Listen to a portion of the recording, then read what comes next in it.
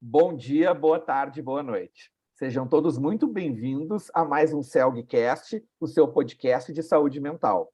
O CELGcasts do Centro de Estudos Luiz Guedes. Para quem ainda não conhece, o CELG foi fundado em 1959, reúne psiquiatras, psicólogos e diversos profissionais da área de saúde mental e é focado principalmente em promover capacitações e cursos, principalmente na área de psicoterapia, mas em outros também. Vocês podem nos visitar lá no www.celg.org.br. E a entrevista de hoje ainda faz parte da série Vamos à Jornada do CELG 2022, que vai ocorrer agora, de 4 a 6 de agosto, em Gramado, no Hotel Serrano, evento presencial. A temática geral do evento vai ser sobre resiliência, encontros e desencontros, uma temática essencial hoje no dia da época de pandemia, de crises financeiras, crises políticas, crises de valores. E o assunto de hoje faz parte de uma das conferências homenagem do evento. Vai ser uma homenagem ao Aaron Beck e ao Paulo Knapp, no sábado de tarde, 6h15 da tarde, e a gente vai entrevistar a responsável por essa atividade, a psiquiatra Melanie Pereira. Ela é terapeuta cognitivo-comportamental, além de psiquiatra, é uma das pioneiras aqui no Brasil na organização de eventos, sempre em contato com diversas referências teóricas e técnicas, enfim, da TCC, no mundo todo, mas especialmente em relação à família Beck. E ela foi uma corajosa na época que ela participou de um grupo de terapeutas que iniciaram a TCC aqui em Porto Alegre, eu acho que no Brasil também, onde a psicanálise, a psicoterapia de orientação analítica eram dominantes. Além disso, a Melanie tem um logo muito diferenciado nas redes sociais dela, que é uma mistura de Kandinsky e Miró, que eu acho que vocês também têm que dar uma olhada depois. Melanie, muito obrigada por teu tempo e pela tua disponibilidade. Eu que agradeço esse convite, né, de poder ter essa oportunidade de fazer uma chamada para esse evento tão importante, que é a Jornada do CELG, né? Excelente. Tem um outro... Eu fiz a minha formação em psiquiatria na Universidade Federal do Rio Grande do Sul, e o CELG, né, mora no meu coração, digamos assim. Que bom saber disso, né? E entre tantas as perdas da pandemia, a gente teve uma perda dupla, um duplo desencontro, duas perdas técnicas no mundo das TCCs.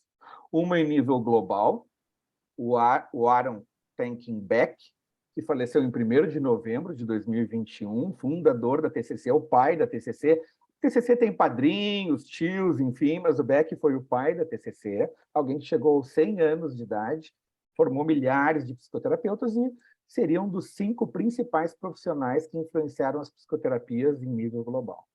E o outro em nível nacional, o Werner Paulo Knapp, mais conhecido como Paulo Knapp, foi o primeiro presidente, hoje é atual, da Federação Brasileira de Terapias Cognitivas no Brasil, e faleceu em 10 de janeiro de 2022. Knapp trabalhava com a parte de TDAH, álcool e drogas, se aproximou da parte de TCC, fez um livro muito importante na parte psiquiátrica, e o CELG também tem um agradecimento específico ao Knapp, porque ele e o professor Cordioli, há muitos anos atrás, fizeram um curso de formação e extensão de TCC no CELG, que eu fui aluno também. Melanie, nos dá um panorama de como é que tu vai abordar esse assunto que tem aspectos cognitivos, emocionais, enfim, para todos nós aqui do Rio Grande do Sul, de Porto Alegre, do Brasil. Eu acho que essa é uma tarefa difícil, né? Homenagear e falar de duas pessoas tão importantes, como tu mesmo dissesse, uma a nível global e outra a nível nacional, que é o Dr. Aaron T. Beck e o Dr. Werner Paulo Knapp. O que a gente pensa em colocar? Seria o legado deles, o que de importante, e ressaltar individualmente quais são as contribuições que eles tiveram, falando um pouco do ponto de vista mais técnico, digamos assim. Tu falasse sobre o livro do Paulo Knapp, né? Então, nós vamos abordar os livros que ele escreveu o livro de Terapia Cognitiva na Prática Psiquiátrica Clínica, e também um outro livro de prevenção de recaída, que é mais baseado no Marlatt, mas tem a parte, digamos, comportamental antes do Paulo se tornar cognitivista também, né? Então, a ideia é nós falarmos, e do Dr. Beck falar um pouco de como ele chegou até a terapia cognitiva, né? E dar uma vista sobre evolutivamente como é que ambos foram indo atrás, né, do conhecimento e da prática clínica que acompanhou tanto o Dr. Aaron Beck até o final, né, quase o final de sua vida, né? Ele não atendia mais clinicamente por impossibilidade física que ele tinha, mas cognitivamente super ok, e ele contribuiu tanto que um mês antes dele falecer, ele lançou um livro, né? E o Knapp também é um colega que sempre curioso, sempre disponível e também com muita força e muita curiosidade acadêmica, né? Incansável, e que, infelizmente, teve sua vida interrompida, né? Pena que ele não chegou aos 100 anos como um doutor, né? Aaron T. Beck, né? Mas, basicamente, se fazer tentar fazer jus do ponto de vista acadêmico, intelectual, né? Qual a contribuição que ambos tiveram, né? Tanto a nível Dr. Beck internacionalmente, e como ele é considerado, e eu vi várias pessoas falando que, em termos de século XX, século XXI, ele é considerado uma das pessoas mais importantes dentro da área de saúde mental, né? Ousando fazer um contraponto com a contribuição de Freud no século XVIII e século XIX. Né? Então, não é pouca coisa. E o Paulo, em parceria, nós realmente trouxemos né, fizemos a formação em terapia cognitivo comportamental no Instituto Beck, só que aí nós éramos solitários, então nós fizemos uma força-tarefa, conseguimos com que, né, o Instituto Beck viesse até nós, que foi uma coisa única no mundo, não sei como a gente conseguiu, e se formou um primeiro grupo de pessoas, entre eles o Dr. Elismar Reis de Oliveira, o Dr. Christian Christensen, a Carla Bica, a Margarete, né, Silveira, da PUC. Então, uma turma que realmente parece que nós conseguimos alcançar o nosso objetivo. Pois é, vocês, e isso é uma breaking news, pouquíssimas pessoas sabem, e a gente sempre tem que divulgar isso, né? Que vocês conseguiram trazer ele para Porto Alegre e para São Paulo naquela oportunidade. E foi Sim, a única vez que ele fez esse movimento. O doutor Aaron Beck, por si, ele mesmo não veio, mas veio todo o Instituto Beck. Veio todo o staff dele. Todo o staff do Instituto Beck, que nunca saiu do Instituto Beck. Ah, entendi. E essa situação inédita, em que ano que foi isso? Foi em 1997, 98, e depois foi em 99, 2000. Ah, né? Então foi já fez a maioridade, então. Isso. E foi uma coisa que nós fizemos dividindo o valor da vinda deles entre as pessoas que participaram. E tinham pessoas de 5 diferentes estados participando também. Foi uma coisa aqui em Porto Alegre. E em São Paulo, eu não sei te dizer quantos estados tinham, mas foi uma coisa assim, muito especial. E era um mês sim, um mês não. Era em inglês, né?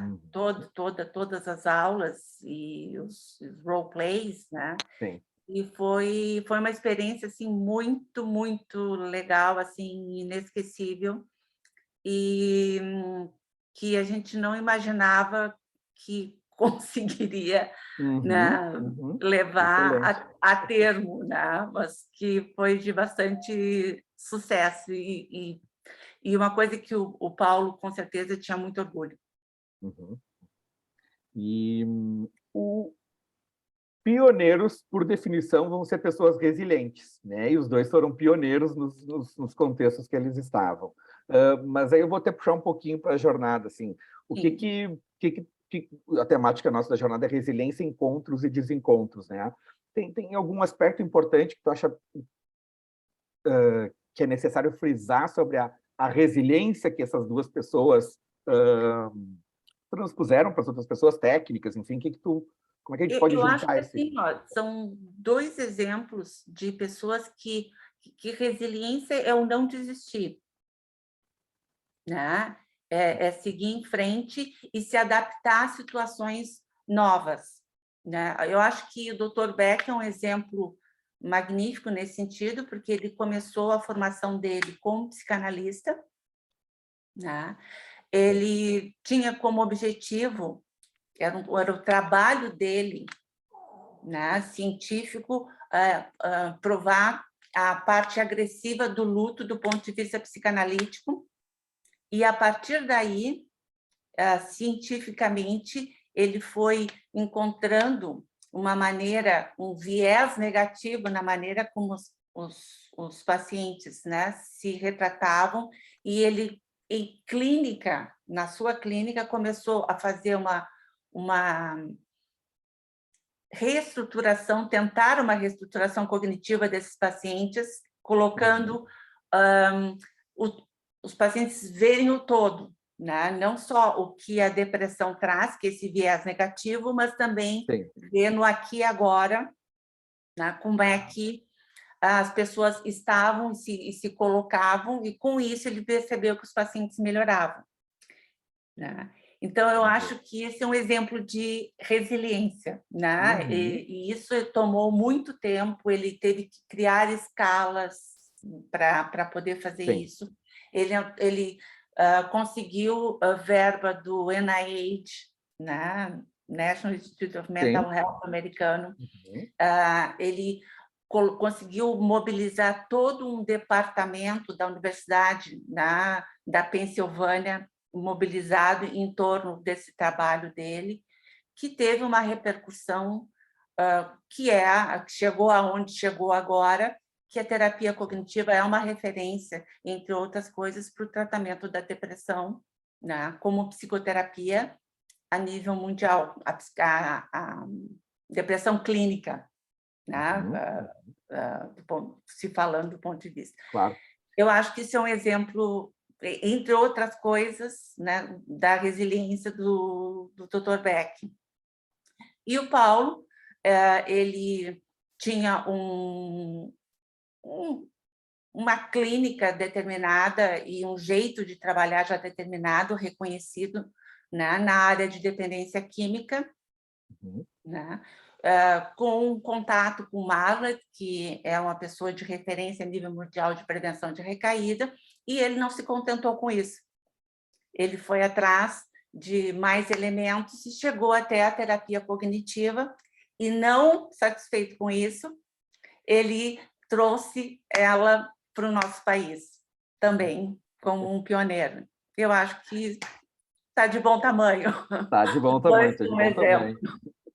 E essa capacidade deles de se reciclarem profissionalmente, né? Mantendo, claro, os princípios da TCC, mas trazendo as situações para poder fazer as melhores entregas aos pacientes, assim, né? E uma coisa assim que eu acho que assim o Dr. Beck era admirável, porque ele é uma pessoa de referência mundialmente conhecido, reconhecido, e a gente sabe que isso se criam várias vertentes dentro de uma mesma abordagem. A terapia cognitiva comportamental, ela tem um leque hoje em dia de possibilidades, né? E de pessoas que criaram e contribuíram, sei lá, Marshall Linehan, né? Stephen Hayes, Jeffrey Young, estou citando alguns nomes.